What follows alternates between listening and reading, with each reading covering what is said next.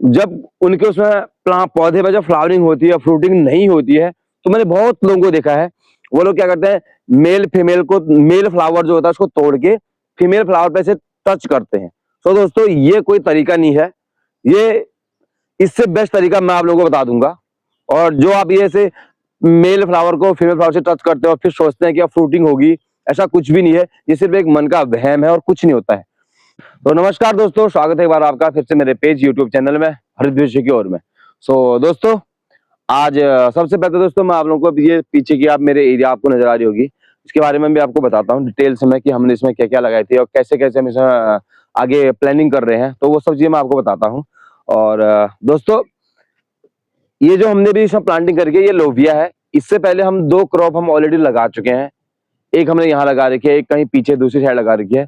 दोस्तों ये हमारी जो तीसरी क्रॉप है, क्योंकि हम हर 15 दिन में 20 दिन में हम ऐसे फिर से दोबारा क्रॉप लगाते हैं, जिसको हम कह रहे हैं कि स्टेजिंग वाइज प्लांटिंग करते हैं इसको। अगर हम इसको एक बार में लगाते तो ये एक ही बार में ये फ्रूटिंग होती और एक ही बार में इसकी फ्लावरिंग होती, उसके बाद फिर दोबारा फिर हमको लोबिया नहीं मिलती।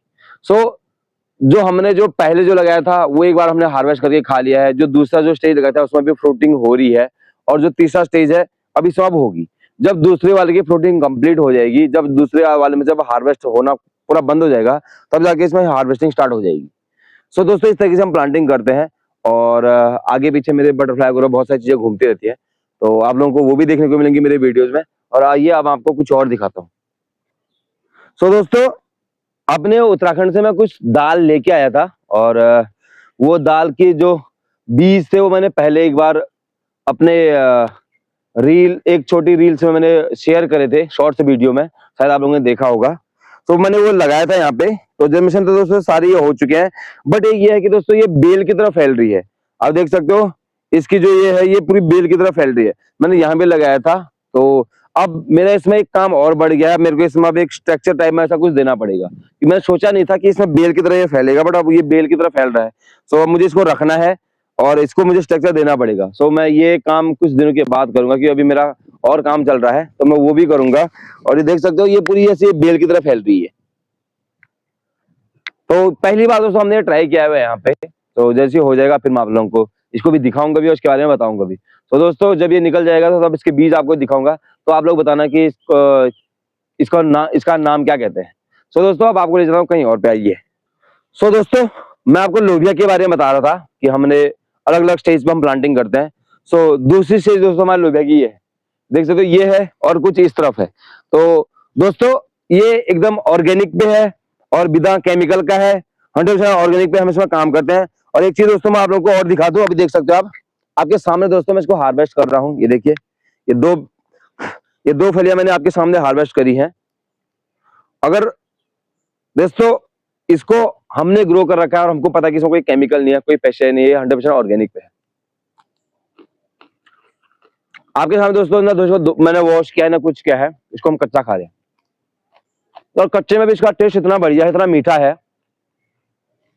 दोस्तों देख सकते हो अभी जो हमारी जो लोबिया की जो हार्वेस्टिंग हो रही है वो इनमें से हो रही है। ये देखिए आप, ये हार्वेस्ट लायक तैयार है। जो भी मैंने खाया था आपके सामने ये भी हार्वेस्ट लायक तैयार है, और भी बहुत सारे हैं जो हार्वेस्टिंग लायक तैयार है। दोस्तों हम ऐसे स्टेजिंग में प्लांटिंग करते हैं। तो ये जो अभी आपको दिखा रहा हूं मैं लोबिया, ये थी हमारी दूसरी स्टेज, और इससे जो पहली वाली स्टेज थी वो हमने लगाई थी पीछे की तरफ, तो वो हम आपको बाद में ले जाऊंगा। और दोस्तों आप लोगों को एक चीज और बता दूं, मैंने बहुत सारे लोगों को देखा है कि अपने रूफ टॉप पे वो काम करते हैं या अपने बैकयार्ड में बालकनी में वो ऐसे छोटी छोटी फार्मिंग करते रहते हैं। ठीक है, अच्छी बात है, मैं तो कहता हूँ कि और करें और ज्यादा मात्रा में लगाएं। बट एक गलती करते हैं वो लोग, क्या करते हैं, जब उनके उसमें पौधे में जब फ्लावरिंग होती है, फ्रूटिंग नहीं होती है, तो मैंने बहुत लोगों को देखा है वो लोग क्या करते हैं, मेल फ्लावर जो होता है उसको तोड़ के फीमेल फ्लावर पे से टच करते हैं। दोस्तों ये कोई तरीका नहीं है, ये इससे बेस्ट तरीका मैं आप लोगों को बता दूंगा। और जो आप ये से मेल फ्लावर को फीमेल फ्लावर से टच करते हो और फिर सोचते हैं कि अब फ्रूटिंग होगी, ऐसा कुछ भी नहीं है, ये सिर्फ एक मन का वहम है और कुछ नहीं होता है। अगर आपको फ्रूटिंग चाहिए तो सबसे बेस्ट है कि जहां पर भी आपने अपने फार्मिंग कर रखे है, वहां पर आप जो आपके जो एरिया है उसके आसपास में कहीं पर भी आप 3-4 हमारे बटरफ्लाई के होस्ट प्लांट लगा दीजिए। क्योंकि जो काम प्रकृति कर सकती है वो काम हम नहीं कर सकते, क्योंकि कुदरत ने तितलियों को इसी के लिए बना रखा है। पॉलिनेशन का काम, पॉलिनेटर्स का काम बटरफ्लाई सबसे बेस्ट करती है, इंसान नहीं।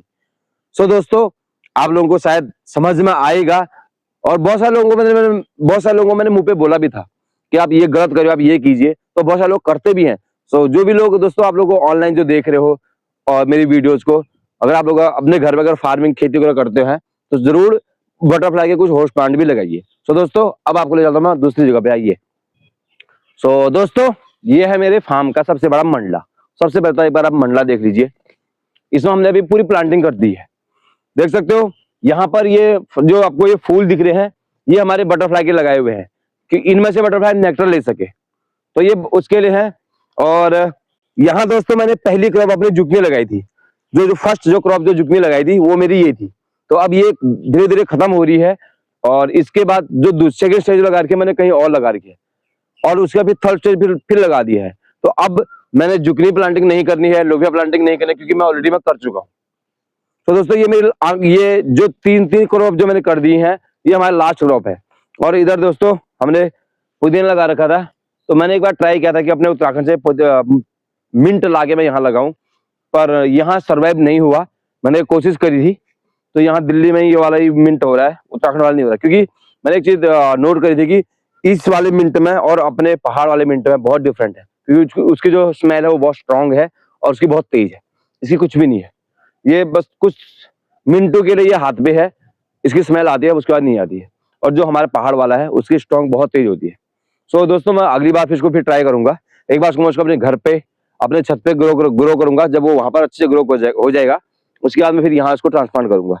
सो ये मेरा प्लान है आगे का। और बाकी दोस्तों, मैंने थोड़ी देर पहले आपको बताया भी था, मैं एक बार फिर से बता देता हूँ कि दोस्तों पॉलिनेटर का काम बटरफ्लाई का है, इंसानों का नहीं। सो आप लोग जो आप मेल फीमेल फ्लावर को जो आप जो टच करके वो करते हो, सो दोस्तों ये करना बंद कर दीजिए। जो काम कुदरत ने बना के रखा हुआ है, सेट किया हुआ है, प्लान किया हुआ है कि कौन सा काम कौन कर सकता है, तो वो हम नहीं कर सकते। हमारा जो काम है हम वो कर सकते हैं। हम तितलियों के लिए हम प्लांट्स कर सकते हैं, हम उनके लिए एक अच्छा सा गार्डन तैयार कर सकते हैं, हम उनके लिए पौधे लगा सकते हैं। पॉलिनेशन का काम हमारा नहीं है, पॉलिनेशन का काम है बटरफ्लाई का। सो आपको मेरे हर जगह पे दिखेंगी बटरफ्लाई, आपको उड़ती हुई नजर आएंगी। चाहे मैं यहाँ पे हूँ वेजिटेबल बेज में हूँ, चाहे मैं बटरफ्लाई गार्डन में हूँ, चाहे मैं बर्ड फॉरेस्ट में हूँ, कहीं भी हूँ, आपको मेरे फार्म पे आपको बटरफ्लाई दिखेंगी, क्योंकि हमने यहाँ पर उनके लिए गार्डन सेटअप किया हुआ है। सो ये थी दोस्तों मेरी आज की वीडियो। नेक्स्ट पार्ट में फिर मिलूंगा, तब तक के लिए बाय बाय दोस्तों।